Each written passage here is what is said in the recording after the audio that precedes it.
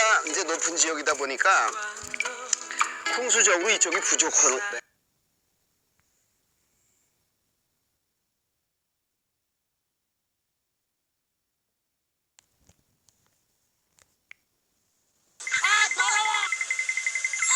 우리 화장실 맞아? 보신 것처럼 물론 당사자가 부인하고 있고 이 새로운 의혹과 관련한 퍼즐의 조각들이 다 맞춰진 건 아닙니다만 만약 당 대표실이 움직였다면 이건 완전히 다른 문제로 발전할 수도 있습니다. 자, 그리고 저희는 추 장관 아들과 관련된 의혹들과는 별개로 딸과 관련한 새로운 의혹도 취재했습니다. 당시 여당 대표였던 추 장관의 보좌관이 프랑스 유학을 준비 중이던 딸의 비자를 빨리 내달라고 외교부를 통해 청탁을 했다는 증언을 확보했습니다. 아들 군 휴가 관련 문제와 마찬가지로 사적인 일에 공무를 담당하는 보좌관을 동원했다는 또 다른 의혹입니다. 저희에게 이 내용을 전해준 사람은 직접 비자 청탁을 했던 추 장관의 당시 보좌관입니다. 목소리 직접 들어보시죠. 서주민 기자가 단독 보도합니다. 지난 2017년 당시 추미애 의원실에서 보좌관으로 근무했던 A씨는 추 장관 둘째 딸의 프랑스 유학 비자와 관련해 외교부에 청탁을 넣었다고 털어놨습니다. 추 장관의 지시를 받고 국회에 파견 나와 있던 외교부 협력관에게 비자를 빨리 내달라고 요청했다는 겁니다. 유학을 가야 되는데 신청이 늦어가지고 입학 날짜 다가오고 해서 좀 빨리 처리해달라고 그런 이제 지시를 좀 받은 적이 있습니다. A씨는 이후 프랑스 주재 한국 대사관 직원이 전화를 걸어와 구체적인 상황을 설명해 줬다고 전했습니다. 어떤 상황이냐, 그래서 이제 상황을 설명 들었고 알겠다고 했고 그렇게 해서 이제 의원님께 보고는 드렸었습니다. 다만 청탁 내용이 어떻게 해결됐는지는 확인하지 않았다고 했습니다.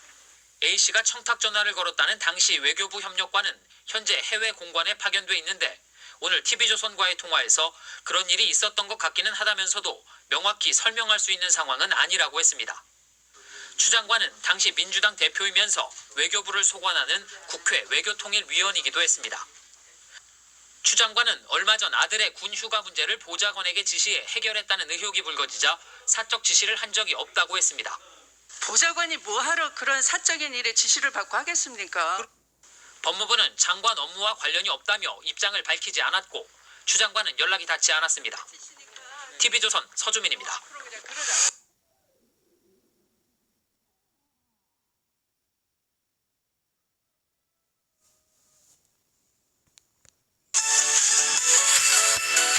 대박! 안 넘어져!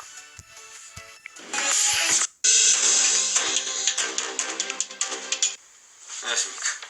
2020년 9월 7일 최병무 팩트 시작하겠습니다. 자, 추미애 법무부 장관 아들 그리고 그 군부대에 전화를 했다고 하는 보좌관, 그 다음에 군 관계자 뭐 이런 사람들에 대해서 국민의힘이 대검에 고발을 한 적이 있죠. 이 사건을 어디에 배당할 것이냐 뭐 이런 논란이 있었습니다. 근데 그 문제에 관해서 대검은 오늘 서울 동부지검에 배당을 했습니다. 그러면 서울 동부지검은 잘 아시다시피 지금까지 이 추미애 장관 아들 휴가 미복귀 의혹 사건에 관한 것을 8개월째 끌고 있으면서 결정적인 것, 그러니까 무슨 얘기냐면 추미애 장관의 보좌관이 군부대에 민원 전화를 했다, 청탁 전화를 했다 하는 사실을 진술해서 누락시키는 등 여러 가지 의문점 있는 수사 아닌 수사를 벌이고 있다. 뭐 이런 얘기를 계속 하고 있었죠. 그렇기 때문에 동부지검을 어떻게 믿을 수 있느냐. 그러니까 과연 이걸 동부지검에서 수사하도록 한다는 게 말이 되느냐. 뭐 이런 논란이 있었고. 그래서 이제 윤석열 검찰총장이 동부지검이 아닌 다른 쪽에 혹시 수사를 맡기는 것 아니냐. 왜냐하면 윤 총장도 뭐 동부지검의 수사를 믿을 수 없을 것이기 때문에 이렇게 관측하는 시각도 있었습니다만은 어쨌든 오늘 동부지검에 그냥 맡겼습니다. 자, 이거는 동부지검에 맡기는 게 순리죠. 왜 그러냐면 동부지검에서 이미 하고 있는데 그걸 하고 있는데 어디 다른 데다 맡긴다 그러면 너무 의도가 보이는 것으로 그렇게 우리가 얘기를 할 수 있고 아마 상당수의 국민들도 저건 좀 납득하기가 어렵다. 동부지검에서 하되 그 수사가 잘못됐다고 할 때 그걸 교정할 수 있는 다른 방법, 다른 수단 뭐 이런 것들이 필요하지 않을까 하는 것들이 이제 일반적인 관측입니다. 근데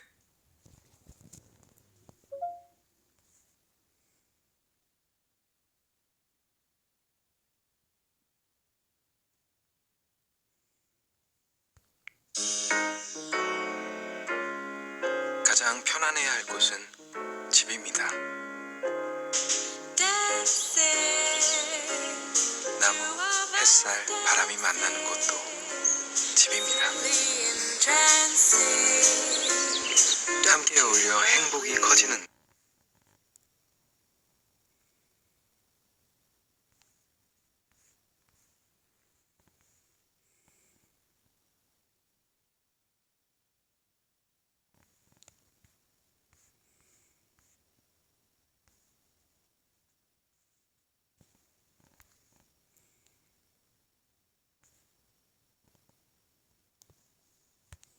핵심은 추미애 의원 측에서 아들 병가를 냈잖아요. 그래서 이 의료 진단서를 공개했는데 오늘 공개된 진단서는 사실상 지금 현재 추미애 그 똘똘한 장관이 잘못 번지수를 짚었다.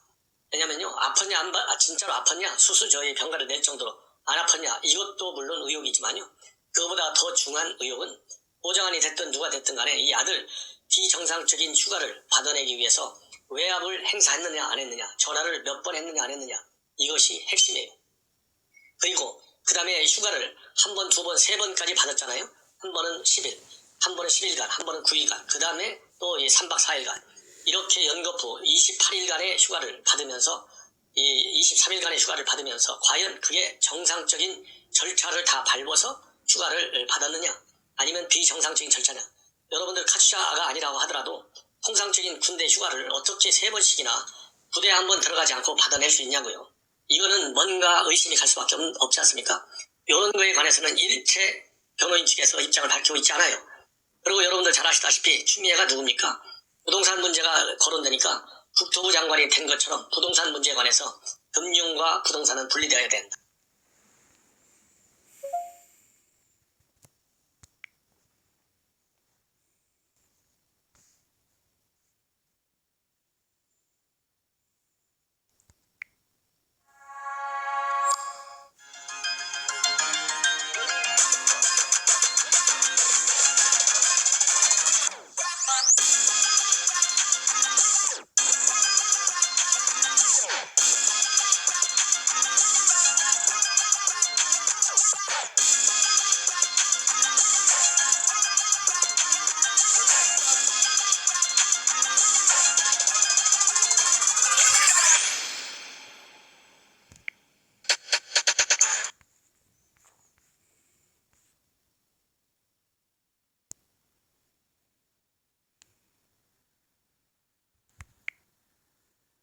네, 문제다. 시작.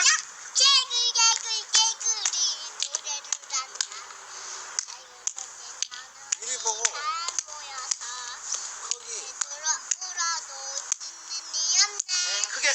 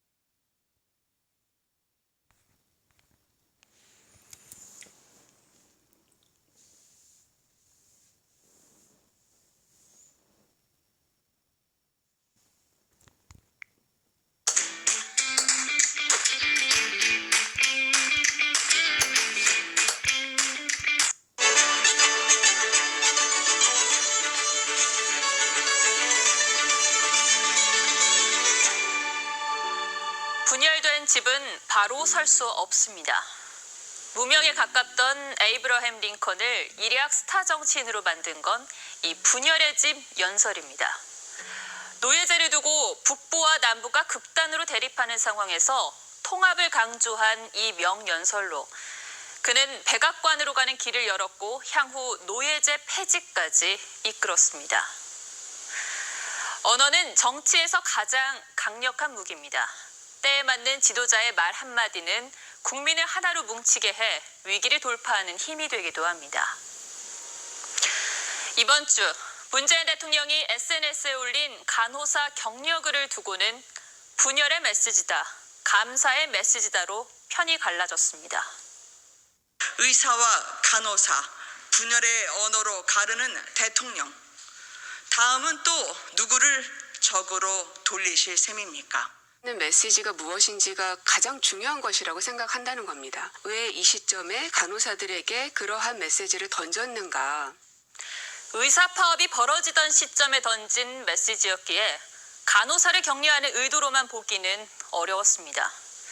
또한 의사들이 떠난 의료 현장, 파업하는 의사들의 짐까지 떠맡아야 하는 상황, 의료진이라고 표현되었지만 대부분이 간호사. 이러한 대조적인 수식어들은 칭찬으로 포장된 비판으로 읽힐 소지가 다분했습니다. 황희정승의 유명한 일화가 하나 있습니다.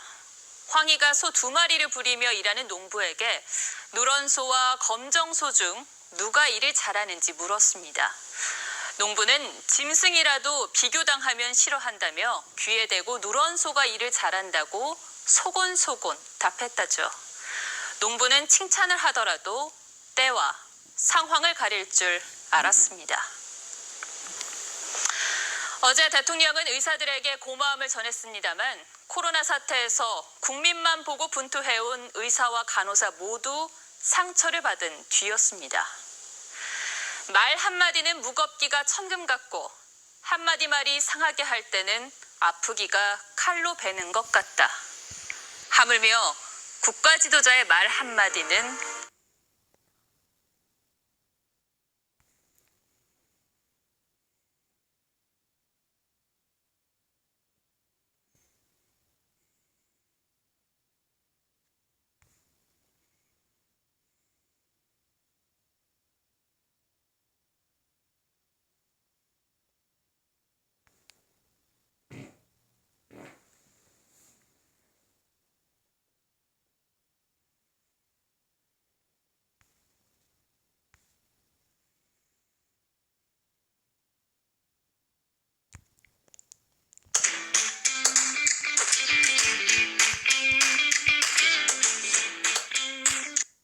추미애는 여러 차례의 인사를 통해 정권 부패 비리를 수사해온 검사들은 물론 자신의 아들 의혹을 수사한 담당 검사들을 좌천시키거나 다른 곳으로 보내고 그 자리에 친정권, 친추미애 인물들을 앉혀놨기 때문에 추미애 직무가 일시 정지된다고 해도 친추미애 검사들이 알아서 사건을 주물럭거릴 가능성이 있습니다.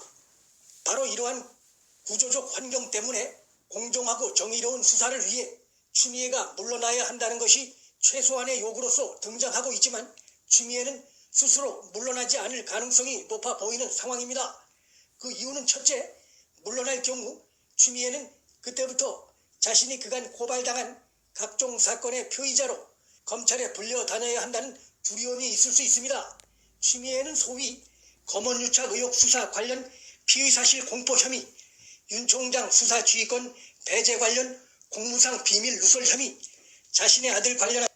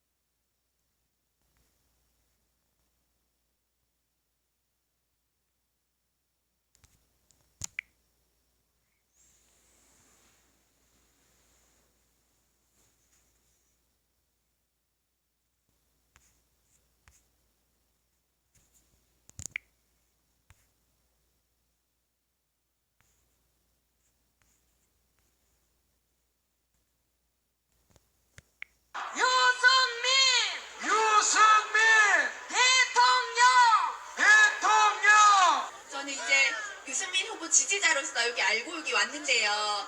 일단은 여기 계신 분들은 계시다가 이제 오셨을 거라고 생각합니다. 저는 지지율에 대해서 지금 제일 고민이 큰데요. 지금 여러분들에게 말씀드리고 싶은 거는 지금 네이버에 유승민이라고 한번 쳐보시겠습니까? 지금 후보님이 하셨던 지금 10몇 년 동안의 그 15년 연설부터